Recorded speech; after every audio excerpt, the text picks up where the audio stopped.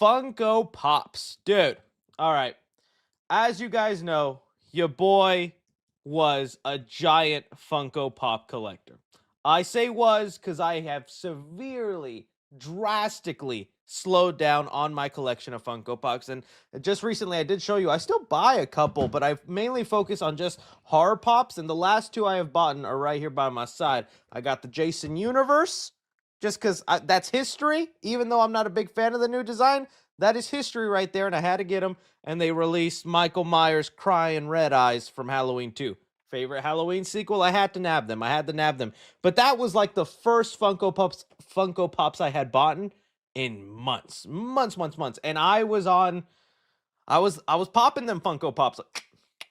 Oh, dude, it was like 5 a week. It was pretty sad if I look back on it now. And in fact, here I'll just have my Funko Pop collection video playing in the background for you guys. Funko 3C, so you can see how insane I got with it all. This was 2 Christmases ago. But okay. Today, an article did come out from Dextero, and they have it here that the Funko CEO is saying, we're running out of money. We are in severe debt, $250 million in debt, and there is a very good chance we will not make it the next 12 months, meaning within a year, you could very well see the headlines, Funko out of business, and there will be no more production of Funko Pops, and it's all gone. Okay. I definitely wanted to talk about this and give my thoughts on it as someone who is a big collector, because I kind of saw this coming, okay? There's a reason I stopped collecting, some for personal and some because of just the wacko decisions the company was making. I've talked about this before. All right, so first, I do want to defend myself as a Funko Pop collector a little bit, okay? Because I get it. I used to be one of those people. When they first started showing up on the shelves and I would see them at Hot Topic back in like, I don't know, 2010, 2009, whenever how back it was, I agree. They were ugly, they were hideous, they were stupid, and anybody who bought Funko Pops, I thought less of. But then they started actually getting pretty detailed with the Pops, and they started expanding to different fandoms where you could hate a Funko Pop, but eventually, they would make a Funko Pop of your favorite fandom, and you wouldn't resist. I mean, Predator is out this weekend, Predator Badlands. I'm so happy I own the Arnold and the OG Yautja Funko Pop. They're so awesome. And like they even have Men in Black here with the little things like, and they would cover such obscure thing, Leprechaun, Killer Clowns from Outer Space, all these crazy things. So they eventually nabbed me, and once you bought one, you just wanted to buy more and more, right? And again, I feel like for little things, they started having a lot of detail. Now, where they really started to mess up is during COVID. Because of production and the way things were headed and so many things were halted, they just kind of like stopped making new Funko Pops for like a good period of time. They just kept repeating the same pop figure over and over, but in like chrome color, in silver edition, in camo edition, and like you would have like 10 variation, not even 10, you'd have like 50 variations of a Pikachu Funko Pop, and you're like, yo, can I get some other Pokemon? I can't keep collecting the same Pokemon over and over, dude. Give me something new. Then the thing that pissed me off the most and was like the first thing that made me go, I'm done. I'm leaving you Funko Pops, was the NFT Funko Pops. These weren't just virtual Funko Pops. No, it wasn't like a made up Funko Pop. You know, remember when NFTs were a thing and everybody swore up and down NFTs are the future? I'm so glad we're done with that. Oh, I'm glad that's in the past. I know there's probably still people out there, but whatever. They would make you buy NFT trading cards of Funko Pops, and if you landed a rare card, you could then trade that in for an actual physical Funko Pop. And they actually like were making really cool pops I desperately wanted, but I could only get them if I got myself a crypto wallet, which you think that's easy. No, I gave up trying to figure out crypto wallet. I gave up trying to figure out how to do all that and buy these things. It was such a complicated process. I know I'm getting older every year, but it should not have been that hard to like figure out how to buy a piece of plastic online, man. And then even then, since they were in such limited quantities, like these Looney Tunes ones, I wanted so badly. Like Foghorn Leghorn, Yosemite Sam, Roadrunner. Like these are not pops that they made. These are only NFT exclusives. Even the Dark Knight were oh dude, like I wanted the Dark Knight Funko Pop so badly. Look at them. They made Harvey Dent Toothface, they made Bane, Scarecrow, and again, they're only available through this NFT process. And if you want them, oh boy, you're gonna have to pay. Let's see how much this one is on eBay. $850. Oh, if I don't slap you in your Funko Pop mama face, dude. Like, what is this? Look at these prices for these rare NFT Funko Pops. 400, 370, just outrageous. No. I'm ashamed to admit the most I probably ever paid for a Funko Pop was 150. Hey, man. Hey. Don't look at me like that. Some people go down the corner and give little Sally 150. I gave 150 to a random stranger on eBay for a piece of plastic. My hobby is not hurting anybody, okay? So it was just like, it was getting, so that was like straw number one. And then two, they just like, again, they were not, dude, they have Ben 10 Funko Pop? Out of all the Ben 10 characters, think right now, out of all the Ben 10 characters, the aliens and all that stuff that exists, which Ben 10 character would you think, oh, that's definitely the first Funko Pop? Oh, that's definitely already out there. Well, let me show you. Let me show you.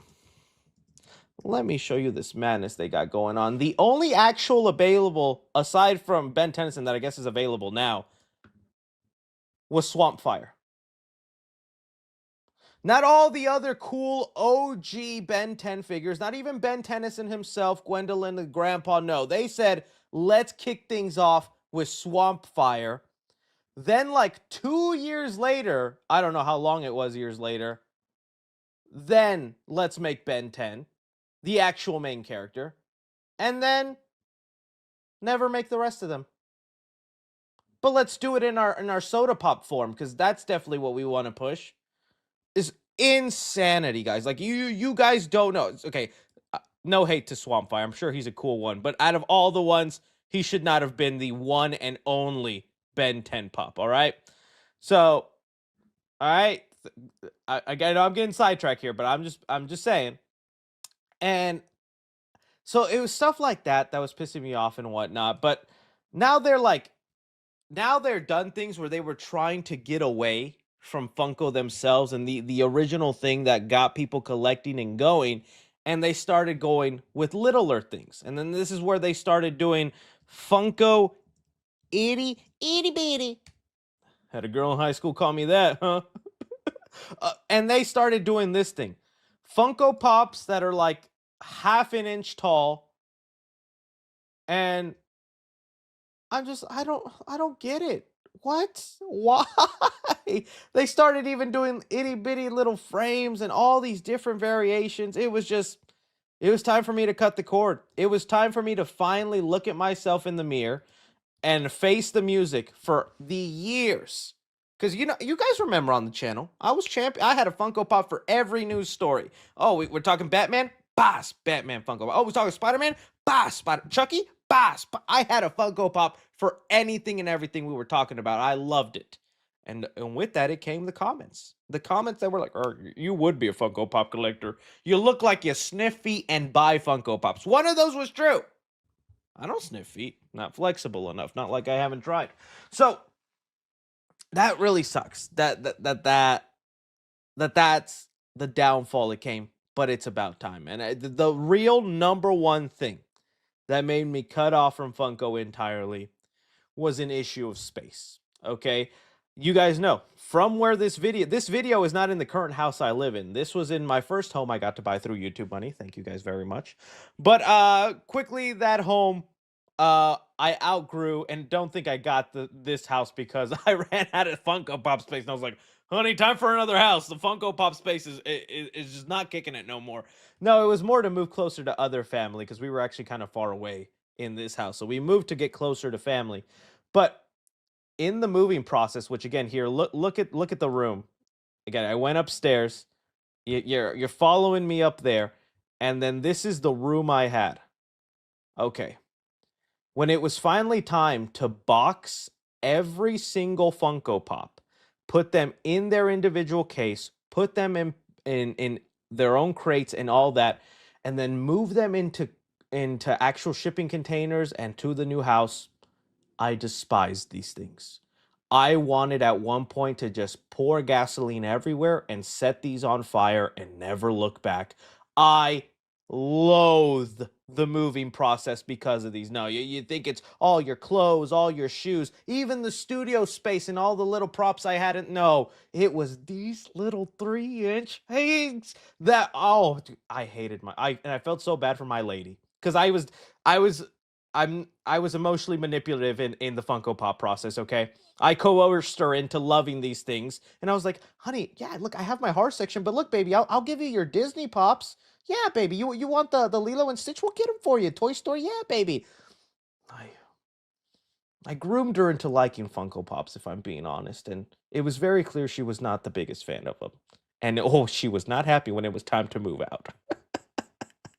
So it's sad because this was an interesting era of my life. Honestly, this whole thing is a perfect representation of. I'm not gonna say like I was poor growing up. I don't want to like disrespect my parents that much. My parents always made. I always had a PlayStation. I had a laptop. I had my own room. I had all the toys I needed. Of course, I would have wanted more, but I definitely had more than the average kid, thanks to my parents. But I didn't have everything I wanted. So whenever YouTube kicked off and I had this abundance of wealth I didn't know what to do with, instead of going into stocks or buying property or doing something smart with it, I said, Funko Pops. That's the future, baby. We've got to. And this is a representation of I didn't know what to do with my money and I just wasted it. So where are all these pops now? Where are they? You see this, and the only thing I have right now, which you guys can't even see, it's just off to the side here, which is just like 70 pops, and this whole room was like 700 pops. 90% of these sitting in the storage unit within the container. Because once I boxed those things up, I said to myself, I'm not putting these things out. Took like 3 days to put everything in boxes. I can't imagine how long it would take to then display them out. I'm done. I'm tapping out. And I walked away. I treated it like the ugly child I never wanted. That scene in Airbud where he throws the basketball and get away, you stupid animal. That was me with Funko Pops. So this was more of like a therapy session than an actual discussion on Funko Pop's dying. It's just, I think it's something that maybe you guys wanted to hear about because I still get comments all the time about like, hey, Chris, where are the Funko Pops? Where are they at? I still have a couple. And even if I'm being honest with you, as I really do want to get rid and sell of the ones I have in my storage unit. But there's like this thing where it's like I clinged on to them. I love these things and they brought me joy. When I would walk into that room right before making a video, dude, I was so happy. I thought it was such the coolest thing. Just like, whoa, look at this. So it is kind of hard to want to get rid of them, but I know I'll have to. If anything, I'm honestly now gonna wait until Funko fully goes out of business, and I'm gonna see if that price can actually skyrocket a little bit on these things. I'm not expecting to make thousands of dollars on them. No, no, no, no, no, no. But if I can get like a decent chunk of what I spent on these back, that would be nice. So honestly, I'm just waiting now for Funko to go out of business. Then the production stops on it, and then there's these random collectors that's like, I remember Funko.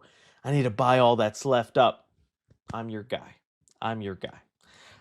Let's not put that part up there because I never did that part of the video. So, yeah, someone said that's not happening. I know, honestly, you're 100%. It's not happening. Whenever the day the Funko goes out of business, if anything, these prices are just gonna go even more down. But I'm hoping there is some sort of like, just a small bump. You know, like whenever an artist or a painter dies, that same like Stanley's signature skyrocketed the day his death, came out. But Stanley has been around and done tons of Comic Cons. He signed thousands upon millions of things. If you really want a Stanley signature, you don't have to pay hundreds of dollars for it. So we'll see. We'll see. We'll see. But yeah, I just wanted to talk about that because it was an interesting period in the 3C world, and it is about time, man.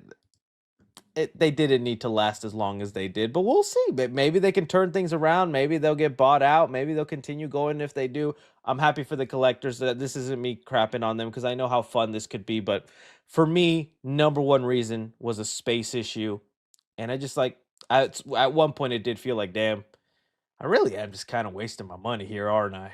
Having a couple is still fine though. Don't think I still like I still see some people every now and then. Look at my Funko Pop. I'm like, oh, it's cool. It's cool.